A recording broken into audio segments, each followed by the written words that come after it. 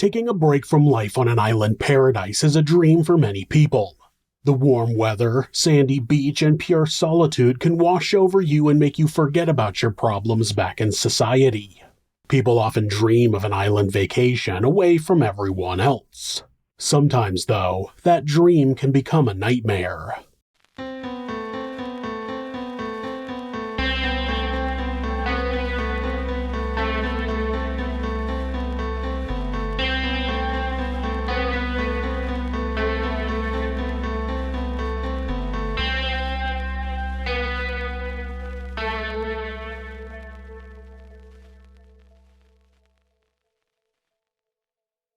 Nestled in the vast expanse of the Pacific Ocean, Palmyra Atoll stands as a remote paradise, captivating the imagination of adventurers and scientists alike.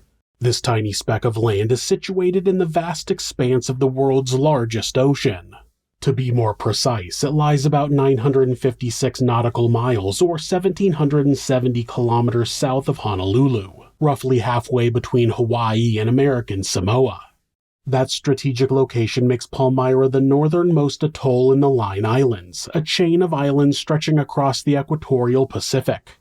The atoll's isolation is further emphasized by its distance from major landmasses. North America lies about 3,300 miles or 5,300 kilometers to the northeast, while New Zealand is roughly the same distance to the southwest, effectively positioning Palmyra at the approximate center of the Pacific Ocean. That extreme remoteness has played a significant role in shaping the atoll's unique ecosystem and history. Palmyra Atoll's natural beauty is a testament to the wonders of untouched tropical environments. The atoll is composed of a circular string of about 26 islets, creating a U-shaped formation surrounded by a barrier reef. That unique geography encompasses several lagoons and is encircled by 1,500 acres or 60 square kilometers of shallow turquoise reefs and deep blue submerged reefs. The land area of Palmyra is relatively small, covering just 4.6 square miles or 12 square kilometers. Despite its diminutive size, the atoll boasts an impressive 9 miles or 14 kilometers of sea-facing coastline and reef. The islets themselves are nearly flat, with a maximum elevation of about 6.5 feet or 2 meters. However, the presence of trees reaching heights of up to 80 feet or 25 meters creates the illusion of greater elevation. Palmyra's climate is quintessentially equatorial, which means it's hot and rainy. That consistent weather pattern, combined with its location, gives the atoll one of the highest oceanicity indexes on Earth, meaning its climate is heavily influenced by the surrounding sea. As a result, Palmyra experiences minimal diurnal and annual temperature variations, with an average temperature of 85 degrees Fahrenheit or 29 degrees Celsius year-round. The atoll receives an impressive average annual rainfall of approximately 175 inches or 440 centimeters per year. The history of Palmyra Atoll is as intriguing as its natural beauty. The first recorded sighting of the atoll dates back to 1798, when it was spotted by the American sealing ship Betsy during a voyage to Asia. However, it wasn't until November 7, 1802 that the atoll received its name. On that fateful day, the ship Palmyra, under the command of Captain Cornelius Soule, was shipwrecked on the reef, bestowing its name upon the atoll. In 1862, Palmyra became part of the Kingdom of Hawaii when King Kamehameha IV commissioned Captain Zenas Bent and Johnson Beswick Wilkinson to take possession of the atoll. That annexation would later have significant implications when the United States annexed Hawaii in 1898. Bringing Palmyra under U.S. control. The atoll's ownership changed hands several times in the late 19th and early 20th centuries. In 1911, Judge Henry E. Cooper of Honolulu acquired the title to the island, using it for coconut cultivation. In 1922, Cooper sold all but 2 islets to Leslie and Ellen Fullard Leo, whose family would retain ownership for decades to come. Palmyra played a role in World War II when the U.S. Navy established a presence on the atoll housing 600 personnel. The military's impact on the landscape was significant, including the dredging of a seaplane runway and the construction of an 1,800-meter airstrip. In a landmark decision, the Fullard-Leo family reclaimed Palmyra from the military after a series of court battles, culminating in a Supreme Court ruling in 1947. The atoll remained in private hands until December of 2000, when the Nature Conservancy purchased it for approximately $30 million.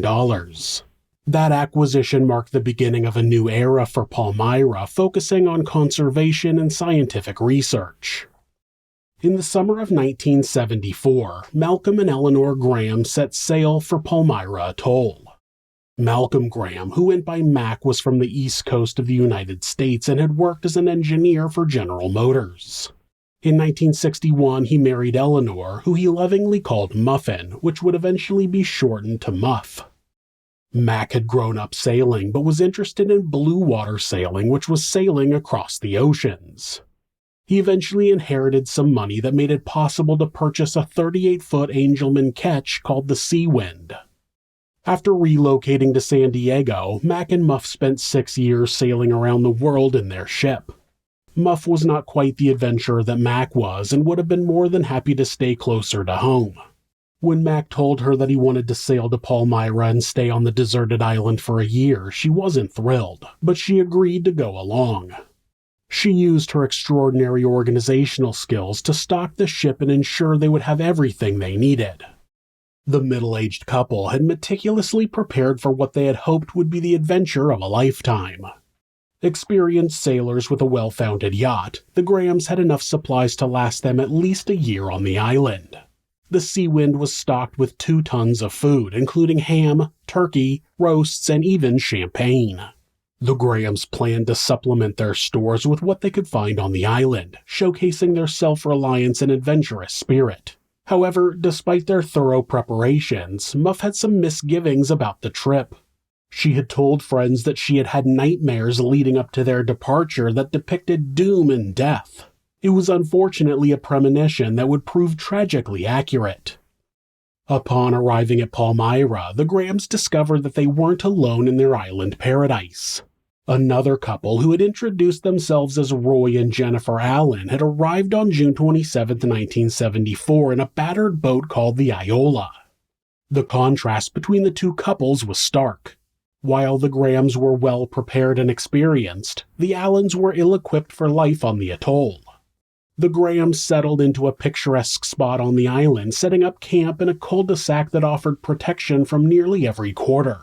They could shore tie their boat to the coconut trees and lay a boarding plank directly to the shore, creating an idyllic base for their year-long stay. Life on Palmyra wasn't without its challenges. The atoll was covered in rats and had limited soil for growing vegetables. However, the island offered abundant fish, coconuts, hearts of palm, and land crabs for those willing to put in the effort to harvest them. As the months passed, tensions began to simmer between the two couples. The differences between them were not just in their appearances or preparations, but in their very natures. The Grahams were described as conservative military types, while the Allens were seen as more hippie-like or even as outlaws. Several incidents contributed to the growing animosity. Jennifer was constantly asking for basic food supplies like sugar and flour. The Allens had brought 3 dogs with them to the island, and Mac was attacked by one of them.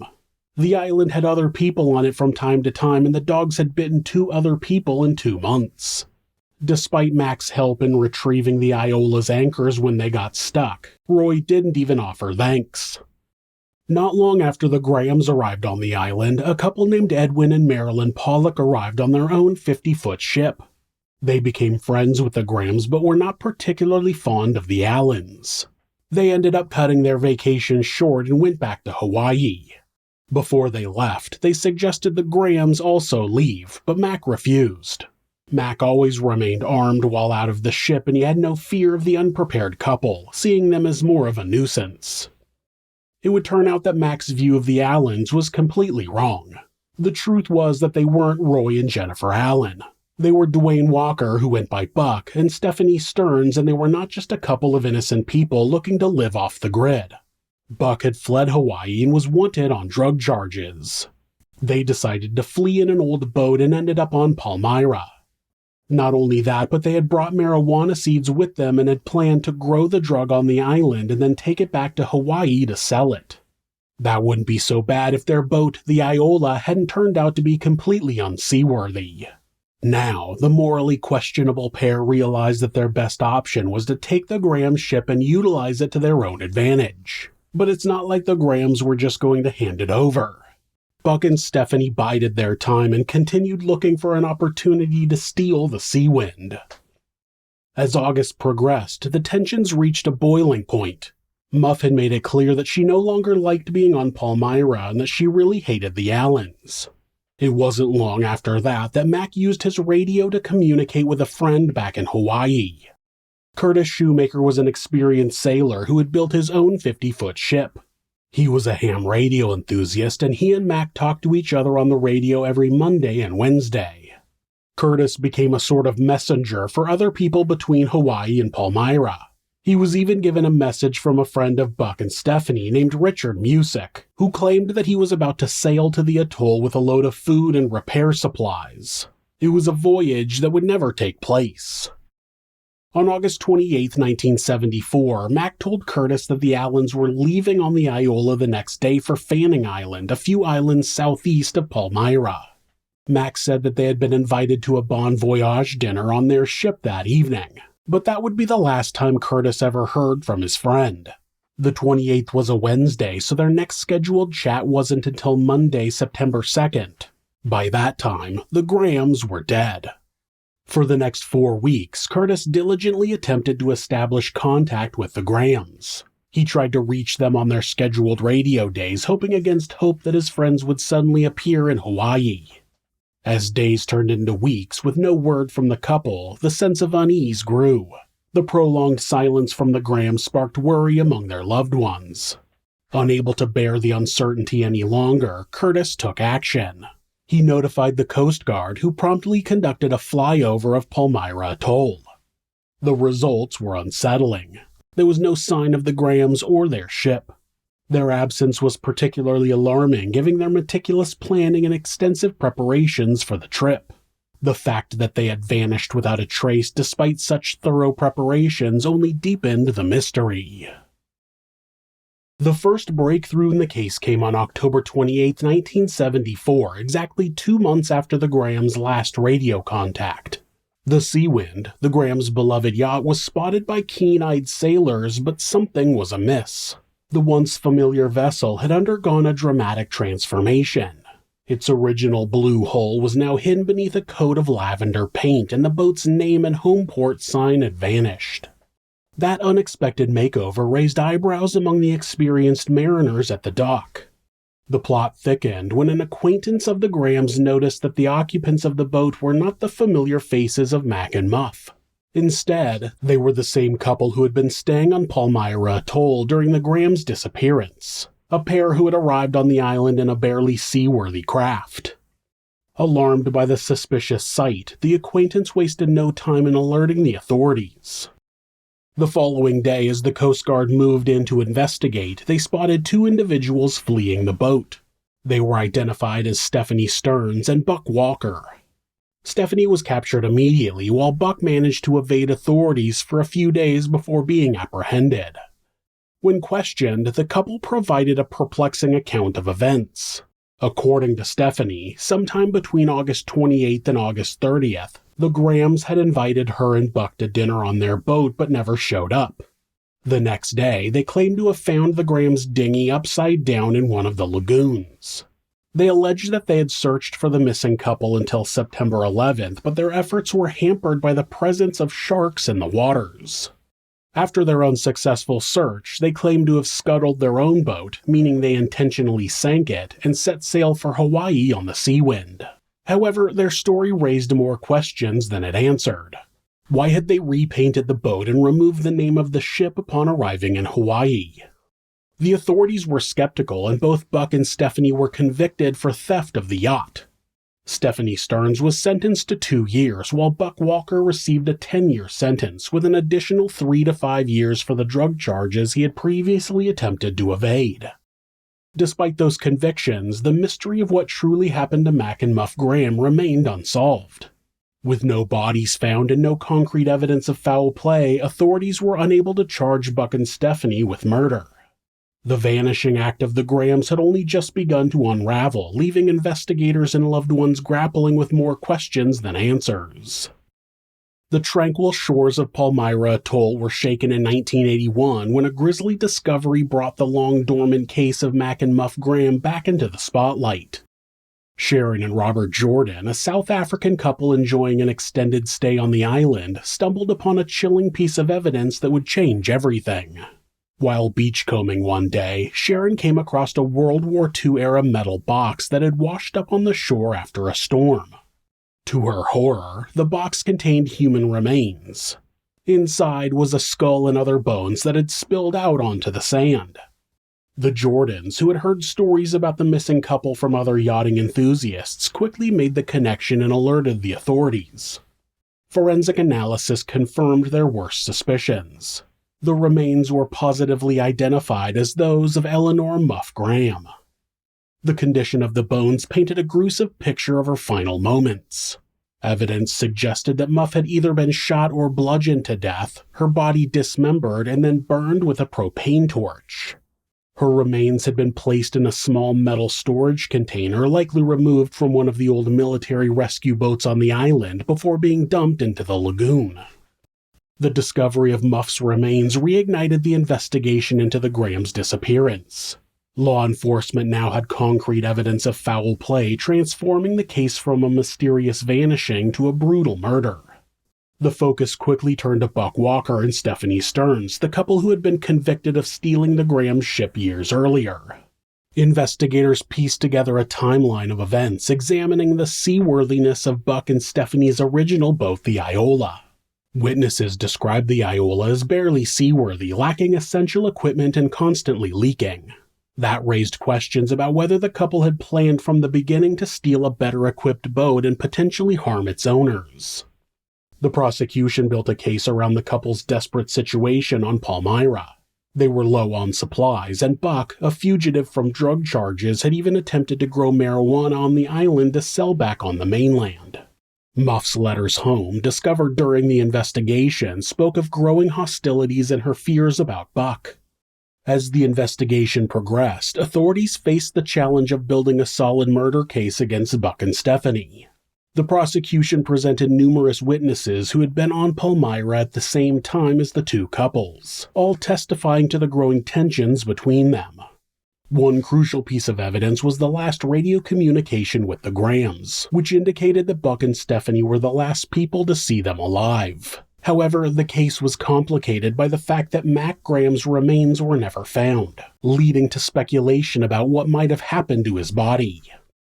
What investigators would eventually piece together was that, on the morning of August 29th, Mac went over to the Iola to pick up a generator he had purchased from Buck and Stephanie.